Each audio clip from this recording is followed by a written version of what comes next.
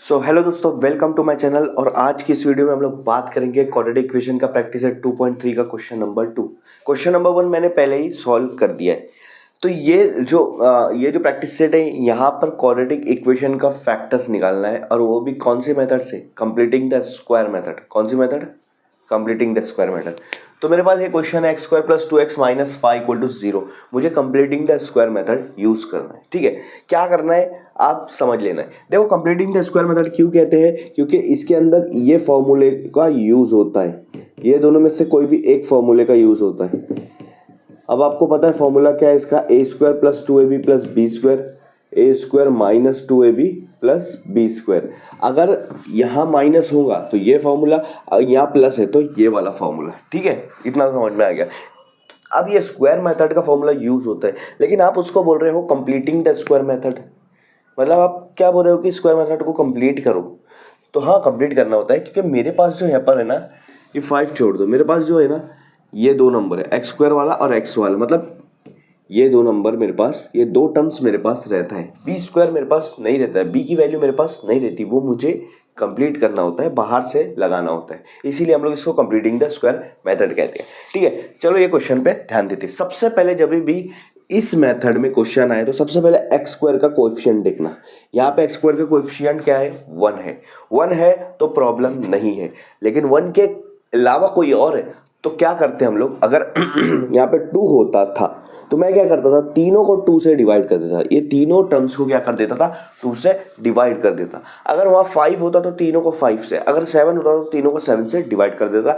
लेकिन वहाँ पे क्या है? 1 है, क्योंकि मेरा एम ये रहेगा कि x² के साथ कोई भी कोएफिशिएंट हो, मैं वहाँ पर 1 बनाने की कोशिश करूँगा। अब यहाँ पहले से 1 है तो मुझे डिवाइड करने की ज़रूरत नहीं है। तो इसके बाद क्या करूँगा? ये जो कॉन्स्टेंट है, कॉन्स्टेंट को मैं राइट साइड लेकर आ जाऊँगा। देखो, x² + 2x - 5 अगर राइट साइड में आ गया तो +5 हो जाएगा। क्या हो जाएगा? +5। ठीक है, इसके बाद क्या करना? x के साथ वाला टर्म देखना। x के साथ क्या है? 2 है। x के साथ क्या है? 2 है। अभी देखो, ये जो है ये आपका a² है, ये आपका 2ab है। मतलब आपके पास किसकी कमी है? b² की कमी है। ठीक है, तो b फाइंड आउट करना है। वो कैसे करेंगे? आप यहाँ देखो, x के साथ क्या है? x के साथ 2 है, आपको b निकालना है ना। x के साथ वाला कोएफिशिएंट ले लो और उसको 2 से डिवाइड करो। x के साथ कोई भी कोएफिशिएंट, अभी तो यहाँ पे 2 है तो आप समझ रहे होंगे, यहाँ पे 3 रहता तब भी उसको 2 से ही डिवाइड करता, यहाँ पे 5 रहता तब भी उसको 2 से ही डिवाइड करता। तो x के साथ जो भी कोएफिशिएंट है उसको 2 से डिवाइड कर दो। अब 2/2 क्या हो जाएगा? 1। तो b की वैल्यू मेरे हिसाब से क्या आ गई? यहाँ पर 1 आ गई। b की वैल्यू क्या आ गई?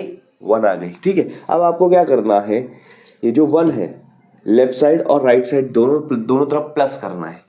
ठीक है, x² + 2x + हाँ, अब क्या करेंगे? b क्वेश्चन में देखो क्या है? b² है, मतलब b का स्क्वायर लगाओ। b मेरा 1 है, 1 का स्क्वायर लगा दूंगा। तो मैंने क्या करा? लेफ्ट साइड 1 के स्क्वायर को प्लस कर दिया। अगर आप लेफ्ट साइड 1 के स्क्वायर को प्लस कर रहे हो तो राइट साइड भी 1 के स्क्वायर को प्लस करना है, क्योंकि ये मैथ्स का रूल है। अगर आप लेफ्ट साइड जो कर रहे हो वही राइट साइड आपको करना पड़ेगा, तभी आप बोलोगे कि मैं मैथ्स के साथ कुछ इंसाफ कर रहा हूँ। समझ में आ रहा है? ठीक है, तो 1² को दोनों तरफ प्लस कर दिया। अब क्या करना है आपको? लेफ्ट साइड देखो, ये पहला नंबर और लास्ट नंबर, ये दोनों को प्लस कर लेना है और इनके ऊपर ब्रैकेट पे स्क्वायर लगा देना है। बस इतना करना है, ये फॉर्मूले के हिसाब से। ठीक है, हाँ, अब इसको सॉल्व करना है। 5 + 1 का स्क्वायर क्या होगा? 1 होगा। ठीक है, 1 का स्क्वायर क्या होगा? 1 होगा। अब देखो क्या हो गया? x + 1 the bracket square is equal to 6। 5 + 1 कितना हो गया? 6 हो गया। ठीक है, हाँ, अब इसको हम लोग आगे सॉल्व करेंगे। मैं अब क्या करूँगा? ये स्क्वायर को राइट साइड में लेके जाऊँगा। स्क्वायर को क्या कर दूंगा? राइट साइड में लेके जाऊँगा। तो उधर जाके क्या हो जाएगा? स्क्वायर जब दूसरी साइड जाता है तो स्क्वायर रूट हो जाता है, तो 6 के ऊपर स्क्वायर रूट आ जाएगा। लेकिन स्क्वायर रूट की जो वैल्यू होती है वो हमको नहीं पता होती है कि प्लस है या माइनस है, इसलिए उसको दोनों लेंगे, प्लस भी माइनस भी। ठीक है, हाँ, अब यहाँ पर आपके पास दो बन सकता है। x + 1 इज इक्वल टू +√6 और x + 1 इज इक्वल टू -√6, मतलब -√6। +√6 और -√6, क्योंकि उसके दो वैल्यू थे। ठीक है, अब क्या करूँगा? ये +1 को राइट साइड लेकर जाऊँगा। तो +1 को मैं राइट साइड लेके जाऊँगा तो क्या हो जाएगा? √6 - 1।